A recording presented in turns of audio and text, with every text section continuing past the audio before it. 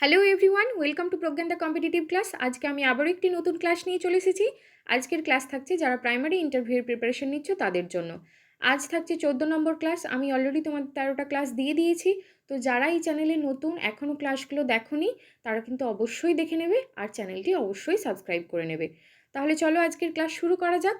আজকের প্রথম প্রশ্ন হচ্ছে, বায়ুমণ্ডলের নাইট্রোজেনের শতকরা পরিমাণ কত? পৃথিবীর বায়ুমণ্ডলে সবথেকে বেশি পরিমাণে থাকে এই নাইট্রোজেন গ্যাস।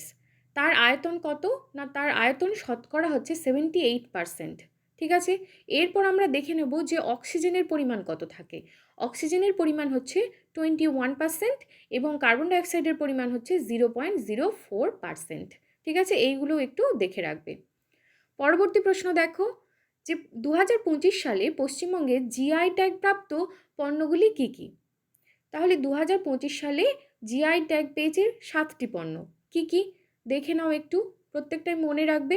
নলেন গুড়ের সন্দেশ, কামারপুকুরের সাদা বোঁদে, মুর্শিদাবাদের ছানা বড়া, বিষ্ণুপুরের মতিচুরের লাড্ডু, বারুইপুরের পেয়ারা, রাঁধুনি পাগল চাল, আর হচ্ছে মালদার নিস্তারি সিল্ক সুতো। এই যে 7টা পণ্য 2025 সালে পশ্চিমবঙ্গ থেকে জিআই ট্যাগ পেয়েছে। ঠিক আছে, পরবর্তী প্রশ্ন দেখো। প্রশ্ন হচ্ছে যে প্রাথমিক বিদ্যালয়গুলিকে কোন কোন পুরস্কারে পুরস্কৃত করা হয় বা কোন কোন পুরস্কার দেয়া হয়? দেখো, প্রথম হচ্ছে স্বচ্ছ বিদ্যালয় পুরস্কার। এটা কি জন্য দেয়া হয়? দেখো, বিদ্যালয়ের পরিচ্ছন্নতা, স্বাস্থ্যবিধি, জলের ব্যবস্থা এবং স্যানিটেশনের জন্য, সঠিক স্যানিটেশনের জন্য কেন্দ্রীয় সরকার থেকে এই পুরস্কার দেয়া হয়। ঠিক আছে, পরবর্তী হচ্ছে নির্মল বিদ্যালয় পুরস্কার। নির্মল বিদ্যালয় পুরস্কার বিদ্যালয়ের পরিবেশ, পরিষ্কার পরিচ্ছন্নতা এবং সবুজায়নের জন্য রাজ্য সরকার থেকে এই সম্মান প্রদান করা হয়, পশ্চিমবঙ্গ রাজ্য সরকার থেকে। ঠিক আছে, পরবর্তী হচ্ছে শিশুমিত্র পুরস্কার। শিশুদের জন্য আনন্দদায়ক এবং বন্ধুত্বপূর্ণ পরিবেশ গড়ে তোলার জন্য বিদ্যালয়গুলিকে এই সম্মান দেয়া হয়। ঠিক আছে, পরবর্তী হচ্ছে যামিনী রায় পুরস্কার।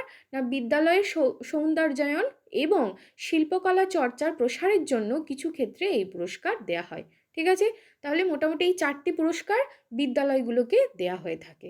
ওকে, পরবর্তী দেখো, বলছে যে সাদা মহাদেশ কাকে বলা হয়? বরফে ঢাকা থাকার কারণেই আন্টার্কটিকা মহাদেশকে সাদা মহাদেশ বলা হয়ে থাকে। ঠিক আছে, পরবর্তী প্রশ্ন দেখো। প্রশ্ন হচ্ছে যে বিদ্যালয়ের বিভিন্ন গুরুত্বপূর্ণ যে দিনগুলো সেগুলো পালন করা হয় কেন? খুব ভালো একটি প্রশ্ন, যে বিদ্যালয়ে যে পালনীয় দিন, যে দিনগুলো পালন করা হয় সেগুলো কেন পালন করা হয়? তাহলে বিদ্যালয়ের গুরুত্বপূর্ণ দিন যেমন স্বাধীনতা দিবস, শিক্ষক দিবস, পরিবেশ দিবস, এই যে দিনগুলো পালন করা হচ্ছে তার কারণ কি? দেখো, যে শিক্ষার্থীদের মধ্যে নৈতিকতা, দেশপ্রেম, সামাজিক দায়িত্ববোধ, মূল্যবোধ ইত্যাদি জাগিয়ে তোলা, শিক্ষার্থীদের মধ্যে ইতিহাস ও সংস্কৃতির প্রতি শ্রদ্ধাবোধ তৈরি করা। সর্বোপরি এই যে দিনগুলো যাপনের ফলে শিক্ষার্থীদের যে পড়াশোনার মধ্যে একঘেয়েমি একটি দূর হয় এবং সাংস্কৃতিক সচেতনতা এবং পরিবেশ সচেতনতা বৃদ্ধি পায়। ঠিক আছে, সেই জন্যই বিশেষ বিশেষ এই দিনগুলো পালন করা হয়ে থাকে। ঠিক আছে, পরবর্তী প্রশ্ন দেখো, যে শিক্ষাদানে মেথড অর্থাৎ পদ্ধতি এবং টেকনিক অর্থাৎ কৌশল এর মধ্যে পার্থক্য কী? ঠিক আছে, অর্থাৎ মেথড এবং টেকনিকের মধ্যে পার্থক্য কী এটা জানতে চাওয়া হয়েছে। তাহলে শিক্ষাদানের মেথড বা পদ্ধতি হলো পাঠদানের সামগ্রিক একটা রূপরেখা।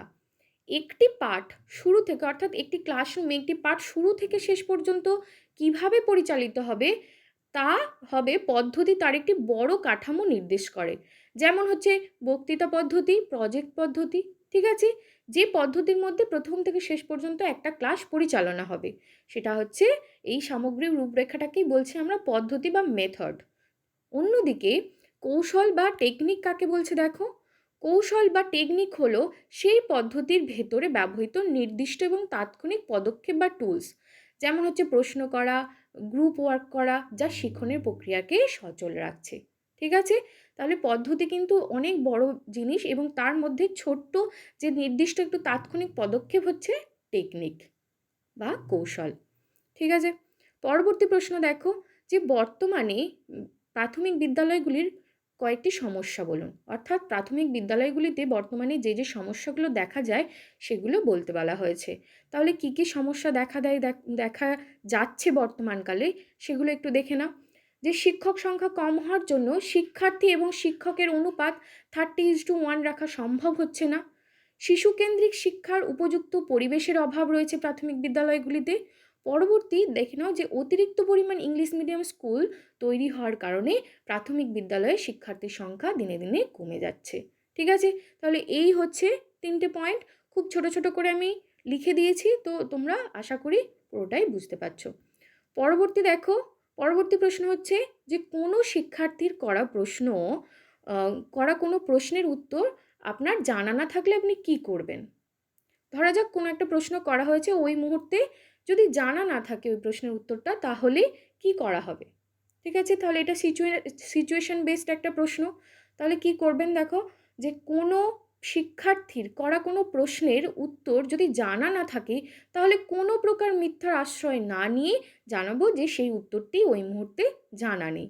সম্ভব হলে তখনই কোনো বই বা অন্য কোনো উৎস থেকে জেনে উত্তরটি বলে দেব, বা সময় নিয়ে অবশ্যই পরে জানানোর চেষ্টা করব।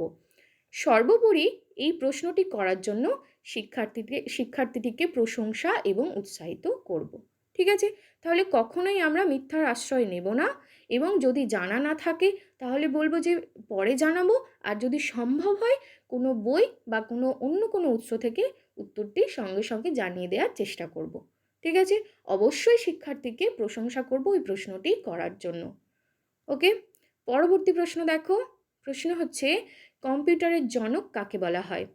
কম্পিউটারের জনক বলা হয় ব্রিটিশ গণিতবিদ এবং যন্ত্র কৌশলী চার্লস ব্যাবেজকে।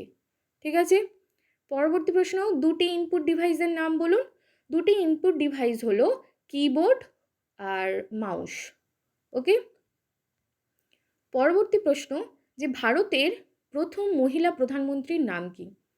ভারতের প্রথম মহিলা প্রধানমন্ত্রী হচ্ছেন ইন্দিরা গান্ধী। পরবর্তী প্রশ্ন, যে ভিটামিন সি এর অভাবে কোন রোগ হয়। ভিটামিন সি এর অভাবে প্রধানত হয় স্কারভি রোগ।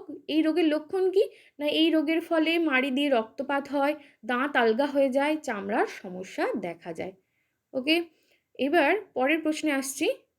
পরের প্রশ্ন হচ্ছে যে রক্তের প্রধান উপাদান কয়টি। খুব ভালো প্রশ্ন। রক্তের প্রধান উপাদান হচ্ছে দুটি। প্রথম হচ্ছে রক্তরস, যেটাকে আমরা প্লাজমা বলি, তার পার্সেন্টেজ কত না 55%। দ্বিতীয় হচ্ছে রক্তকণিকা, তার পার্সেন্টেজ কত না 45%। আবার রক্তকণিকা কয় ধরনের না রক্তকণিকা 3 ধরনের, লোহিত রক্তকণিকা, শ্বেত রক্তকণিকা এবং অনুচক্রিকা বা প্লেটলেট। ঠিক আছে, এই হচ্ছে যদি বলা হয় রক্তের প্রধান উপাদান কয়টি না দুটি, রক্তরস এবং রক্তকণিকা। আর রক্তকণিকার 3টে ধরন আমরা বলে দিলাম, যে লোহিত কণিকা, শ্বেত কণিকা এবং অনুচক্রিকা। ঠিক আছে, এরপর আসি পরবর্তী প্রশ্নে। প্রশ্ন হচ্ছে যে পশ্চিমবঙ্গের সুন্দরবন কয়টি জেলা নিয়ে গঠিত। পশ্চিমবঙ্গের সুন্দরবন 2টি জেলা নিয়ে গঠিত। জেলা দুটি হচ্ছে উত্তর 24 পরগনা এবং দক্ষিণ 24 পরগনা। ঠিক আছে, পরবর্তী এবং আজকের শেষ প্রশ্ন কি বলছে দেখো, যে ইমেলের ফুল ফর্ম কি। এই প্রশ্নটি কিন্তু করা হয়েছিল একটি ফেজে, যে ইমেলের ফুল ফর্ম হচ্ছে ইলেকট্রনিক মেল। ওকে, তাহলে আজকের ক্লাস এই পর্যন্তই। 15টা প্রশ্ন ছিল। তো তোমাদের ক্লাস কেমন লাগলো অবশ্যই জানাবে, আর যদি ভালো লাগে অবশ্যই একটি লাইক করো এবং কমেন্টে জানিও আর কি কি ধরনের ক্লাস তোমরা চাইছো।